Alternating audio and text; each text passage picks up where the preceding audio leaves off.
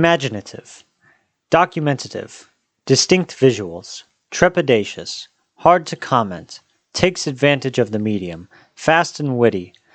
They love a lens flare. 100 chicken nuggets. These are just a few of the notes I took during the movie piece by piece. But before we get to that, let me get to the drink I'm drinking so that I can talk in front of a camera. The drink for this review is the Pineapple Under the Sea Frosty from the Krabby Patty collab at Wendy's. It's not quite pineapple-y as you would think. There's a little bit of mango in there, but definitely some vanilla and definitely some SpongeBob stuff, I think. It's pretty good. I'm not a big pineapple in my Frosty fan, but when I saw this and my sister told me about it, I just knew I had to get the Pineapple Under the Sea Frosty from Wendy's. Ooh, that's frosty. So this is a movie about Pharrell's life story from his growing up in the projects in Virginia Beach all the way to basically modern times with him and his son now. And it's a pretty normal music biopic except for one minor exception. It's entirely made with Lego. And that's the best part of this movie for sure. I knew when this movie was made out of Lego that I would appreciate it, and I knew with... What the hell am I saying? This is why you need to take notes. I knew from the moment I found out this is a Pharrell biopic made from Legos that I would like the movie. It was really only a question of how much I would like the movie, and I definitely liked the film a lot. It's pretty typical. It goes through all of Pharrell's songs from the beginning all the way to now. And it goes through all of the greatest hits and your typical what you expect in a musical biopic. I thought having it be a Lego movie is actually, while it seems a little bit corny on the surface, and it is a little bit corny, it's actually a genuinely artistically good decision because it allows you to take some of these events and you can do anything you want with it. Like the visuals are at your disposal, and they really took advantage of that. They took advantage of the medium really well. They were able to do psychedelic, surreal imagery, or they were able to accentuate a certain character's emotions more with whatever they were doing. The lighting was really distinct here, and they were able to do a lot with it, although maybe it was a few too many lens flares than I would have personally decided to do. I think it had an interesting tone, and it had a real distinct authorship to it that I appreciated. Especially going into Pharrell's the way he talked about music and the way he thought about music, using the animation as a way of getting him to see that was really interesting, and combining it with Carl Sagan is not a choice that I would have expected, but is one that's definitely appreciated. The way that physics kind of intersect with music and the way that we're all molecules vibrating and moving around each other.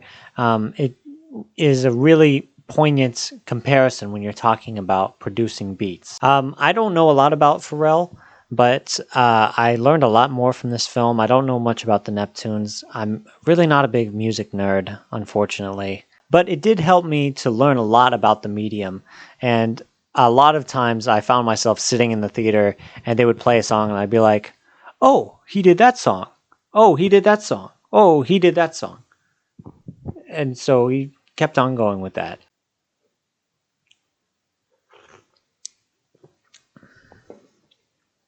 I actually forgot my notebook this time around when I was with my sisters. So what we did was we took a poster of the movie, like a free poster that was there, and then I just folded it up, and my sister had a pen, so I was just able to write the notes that way. So it was pretty cool. Pretty cool. Pretty good. Pretty good. Pretty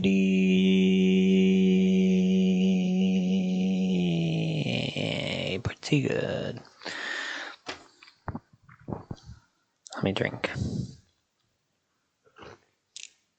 I don't even like that much. Something that I wish was a little bit better though was I think whenever you do career retrospectives in a documentary or a fictional piece, and you include the artist that you're working with, as my cat comes into frame. Hi, Cleo. Um, when you include the artist in the work, a lot of times the real artistic merit can be diluted because you really don't want to offend the artist you're working with, and the artist has a certain image that they want to portray when they are making a piece of art about themselves. So you really can't get the full real product without being disconnected from the artist in some way. There's something to be said about an autobiographical form, but I think when it comes to pieces like this, when it's a collaborative medium, I'm not sure that it can work in a scenario like this. And for that reason, I think it had a very simple story, even though it's his life story, of course. But whenever you do a full life retrospective, there's a rise and a fall, and then you rise again and learn something from it.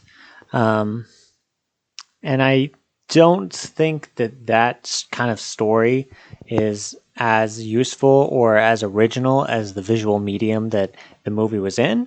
Although, you know, Pharrell has this endearing charm that makes it work anyway. It's not like it's a major negative, but it is noticeable that it's not like we're breaking any new ground here, narrative wise. And I don't think the documentarian found so much new stuff in the film. What I will say though is Pharrell's life is very interesting in itself, and I think there was a lot of stuff I didn't know about him that I did know now, and some very interesting facts about him, like what he did with the fashion industry and kind of how he approaches producing a beat and the way that he goes into that. I really liked that stuff, and I wish they did a little more with that. Talk about his relationship to music and his relationship to the craft that he is so good at because he is such an expert. And when he goes into that, that's kind of where he excels best. His life is very interesting, but a lot of times with musical biopics, you go from song to song to song to song. You go, oh, you have to include this song. We have to include this song. Well, we need to include Happy, and then we have to include this part with Kendrick Lamar. And it's like, that's not a real narrative exactly. Um, that's just going from song to song. That's you're not gaining anything as a character from doing that. It's just something you're doing because it's expected of you. But I'm being a little bit negative because this film really is good. It's nothing groundbreaking as far as narrative wise, but I really think the animation goes above and beyond, and it does something that makes it more interpretive.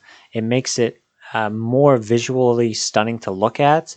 Um, I really enjoyed watching it. It worked for me. The pacing was good, and it really had a great flow going there. So Pharrell is one of the greatest music producers of all time, one of the most influential producers of all time, and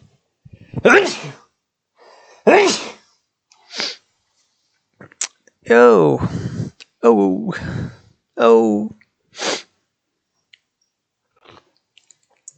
oh. So Pharrell is one of the greatest music producers of all time, one of the most influential music producers of all time, and he's a very good window into an industry, like a part of an industry that's sometimes forgotten about by casual fans. A lot of people don't know producers very well like that, including myself. So it was a really interesting opportunity to look into that, to see what's going on in that industry, to see how he impacted the artists around him and his philosophy on life and what he was going through.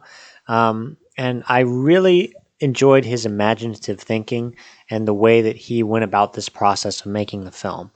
Um, like I said, I had a few narrative qualms with it, a few things that I feel like whenever an artist portrays their life and they portray it in quite a positive light, really.